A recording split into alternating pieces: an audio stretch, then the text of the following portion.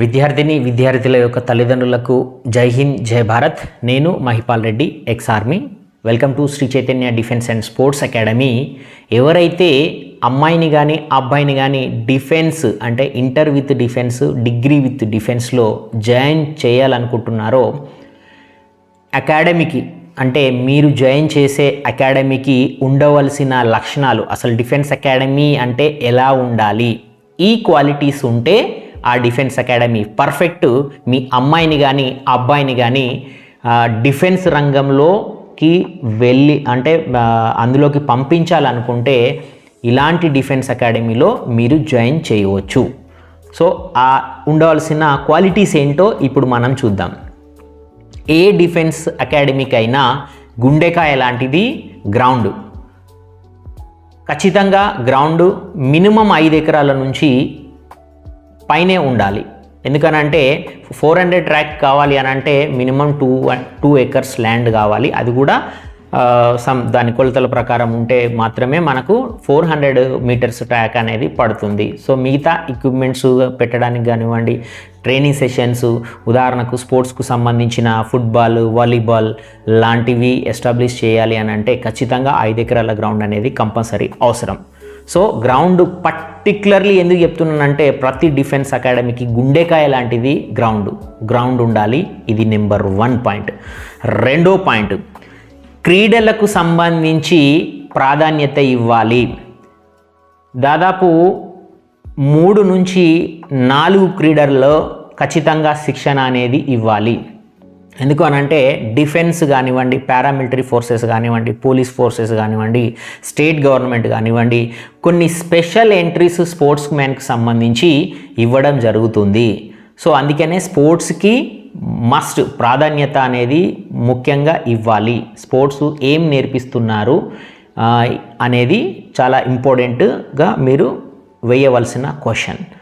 మూడో పాయింట్ వచ్చేసి విద్యారంగంలో సుదీర్ఘ అనుభవం అనేది చూడాలి. ఎందుకు అనంటే డిఫెన్స్లో ఒకవేళ అమ్మాయి అబ్బాయి రాణించకపోయినప్పటికీ స్పోర్ట్స్లో రాణించాలి. ఒకవేళ స్పోర్ట్స్లో రాణించినప్పటికీ మినిమం క్వాలిఫికేషన్ అంటే ఇంటర్మీడియట్ పాస్ అయి ఉండాలి.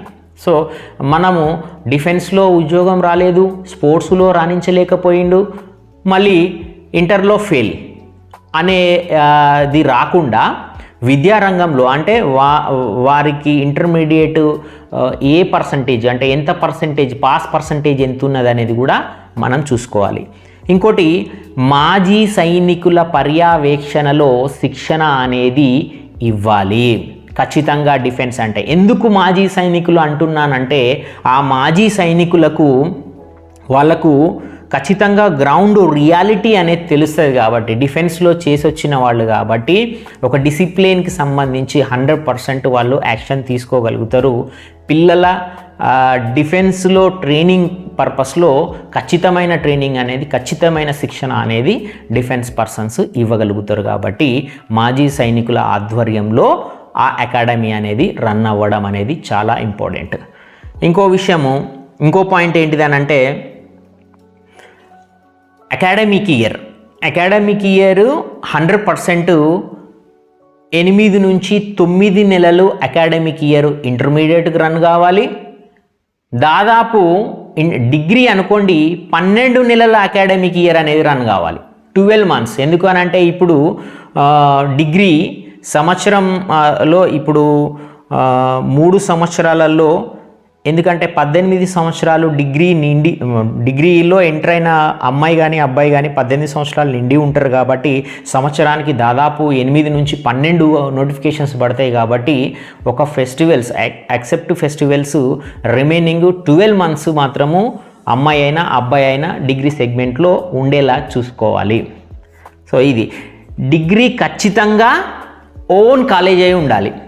డిగ్రీ విత్ డిఫెన్స్ అని ఎవరైనా చెప్పినట్టయితే ఉంటే డిగ్రీ అనేది ఓన్ కాలేజ్ అయి ఉండాలి, అది కూడా ఎన్సిసి కలిగి ఉండాలి. ఎందుకు అనంటే ఎన్సిసి ఏ సర్టిఫికేట్, బి సర్టిఫికేట్, సి సర్టిఫికేట్కి వారి కేటగిరీకి సంబంధించి ప్రియారిటీ అనేది ఇవ్వడం జరుగుతుంది డిఫెన్స్లో. ఎన్సిసి సి సర్టిఫికేట్ హోల్డర్ ఎవరైతే ఉంటారో వాళ్లకు ఎన్సిసి కేటగిరీలో డైరెక్ట్ ఎంట్రీ కూడా ఉంటుంది డిఫెన్స్ ఫోర్సెస్లో.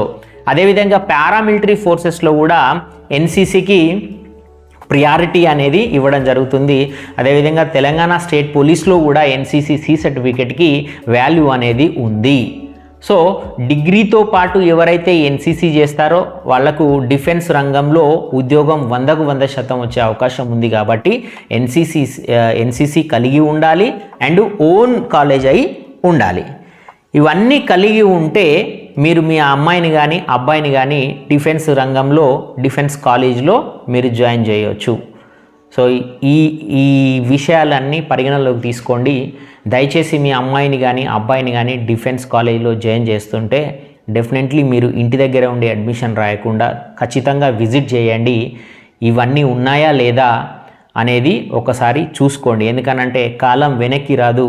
ఖచ్చితంగా ఇంటర్మీడియట్ సెగ్మెంట్లో 2 సంవత్సరాలు, డిగ్రీ సెగ్మెంట్లో 3 సంవత్సరాల కాలం అనేది విద్యార్థి దశకు చాలా important.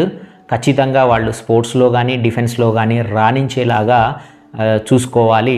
So Shri Chaitanya defence and sports అకాడమీలో 100% ఎక్స్ ఆర్మీ పర్సన్స్తోని, ఇంటర్నేషనల్ స్పోర్ట్స్ పర్సన్స్తోని స్పోర్ట్స్ అండ్ డిఫెన్స్ కరికులం వచ్చేసి ఖచ్చితంగా ఎక్స్ ఆర్మీ పర్సన్స్తోని మేము రన్ చేయడం జరుగుతుంది. ఖచ్చితంగా మేము గ్యారంటీ ఇవ్వగలుగుతాము 100% మీ అమ్మాయి అబ్బాయి భవిష్యత్తుని మేము తీర్చిదిద్దుతాము. 100% నేషనల్స్ స్పోర్ట్స్లో నేషనల్ సర్టిఫికెట్స్ వరకు, ఇంటర్నేషనల్ వరకు తీసుకెళ్తాము. అండ్ ఎన్సిసికి సంబంధించి అండ్ స్పోర్ట్స్కు సంబంధించిన కరికులమ్స్ కంపల్సరీ మేము పాటిస్తామని మేము అండ్ అదేవిధంగా 27 సంవత్సరాల విద్యా రంగంలో 27 సంవత్సరాల సుదీర్ఘ అనుభవం కలిగిన శ్రీ చైతన్య విద్యా సంస్థల అధినేత ముద్దసాని రమేష్ రెడ్డి గారు ఆధ్వర్యంలో డిఫెన్స్ అకాడమీ రన్ అనేది అవడం జరుగుతుంది. ఖచ్చితంగా రిజల్ట్ ఓరియంటెడ్గా అండ్ ఈ సక్సెస్ని సాధించడానికి మేము 100% మేము ముందుకెళ్ళడం జరుగుతుంది. కాబట్టి పూర్తి నమ్మకంతో మీ అమ్మాయి అబ్బాయిని Sri Chaitanya defence and sports అకాడమీలో జాయిన్ చేయండి. ఖచ్చితంగా మీ నమ్మకాన్ని మేము నిలబెడతామని మనస్ఫూర్తిగా తెలియజేసుకుంటున్నాను. ధన్యవాదాలు. జై హింద్, జై భారత్.